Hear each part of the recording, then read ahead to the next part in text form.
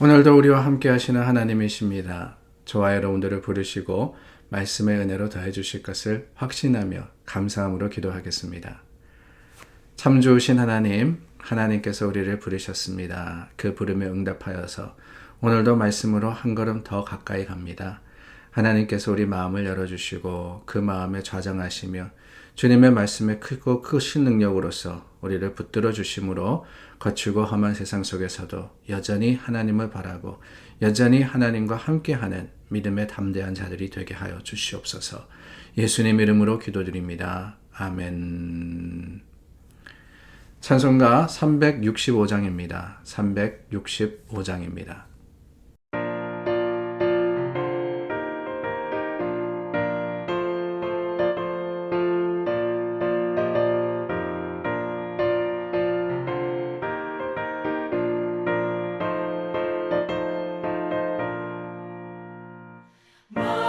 마음속에 근심 있는 사람 주 예수 앞에 나아가라. 슬픈 마음 있을 때에라도 주 예수께 아뢰라.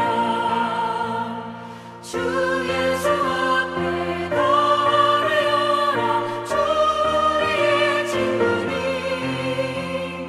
무엇이나 근심하지 말고 주 예수께 아뢰라.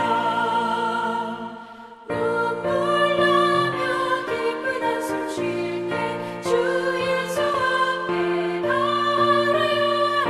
은밀한 죄 내게 있더라도 주 예수께 아뢰라. 주 예수 앞에 나아가라. 주 우리의 친구니 무엇이나 근심하지 말고 주 예수께 아뢰라.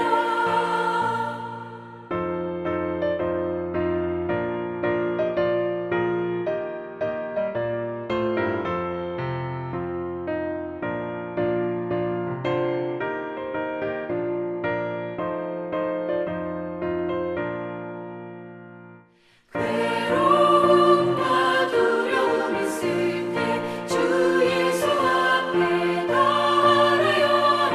내일 일을 염려하지 말고 주 예수께 아뢰라.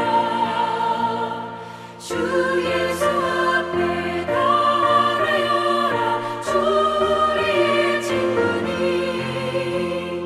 무엇이나 근심하지 말고 주 예수께 아뢰라. 죽음 앞에 겁을 내는 자여 주 예수 앞에 나아가라. 하늘나라 바라보는 자여 주 예수께 아뢰라. 주 예수 앞에 나아가라. 주 우리의 친구니 무엇이나 근심하지 말고 주 예수께 아뢰라.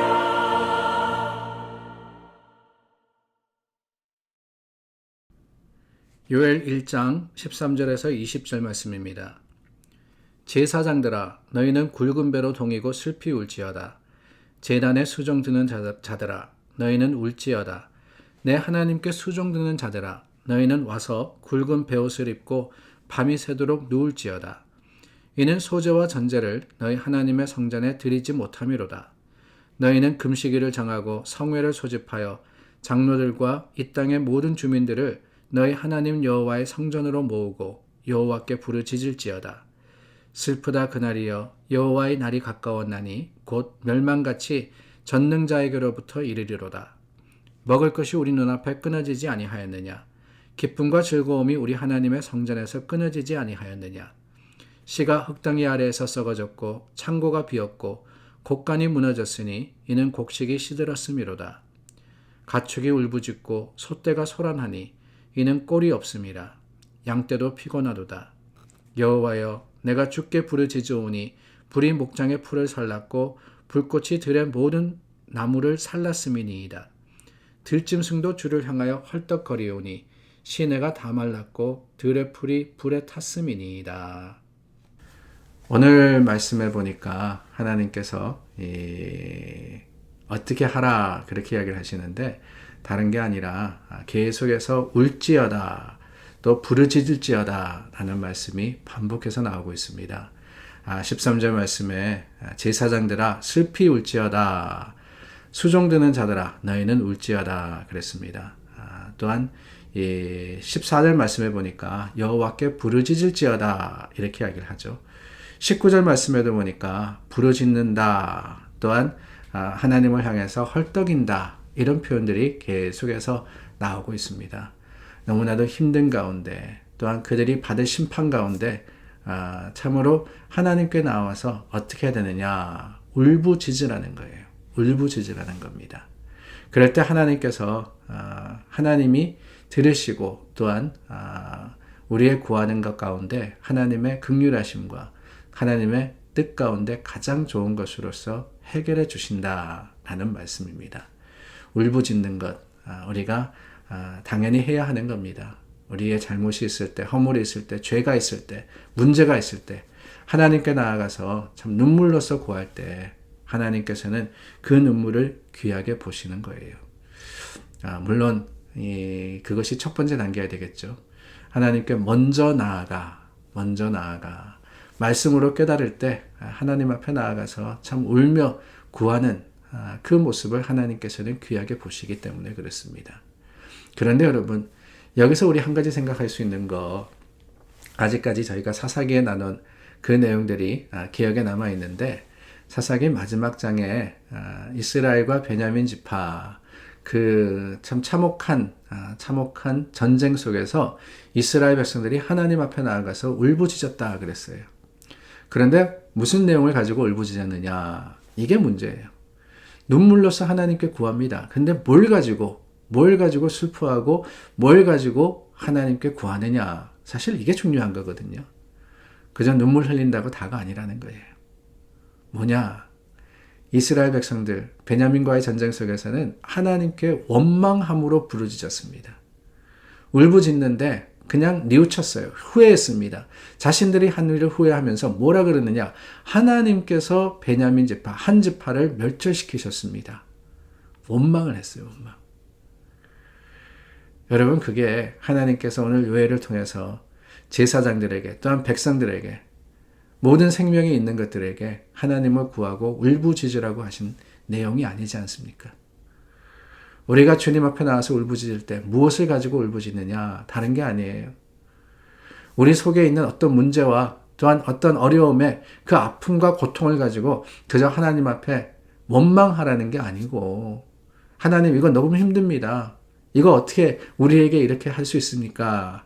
라고 하는 게 아니라 그 속에서 울부짖는 것은 고통 가운데 우리의 허물과 죄악 우리가 이런 형편 이런 어려움 가운데 처할 수밖에 없었던 내 잘못과 그리고 나의 모습을 주님 앞에 내려놓고 회개함으로써 울어라 라고 하시는 것임을 우리는 깨달아야 하는 겁니다.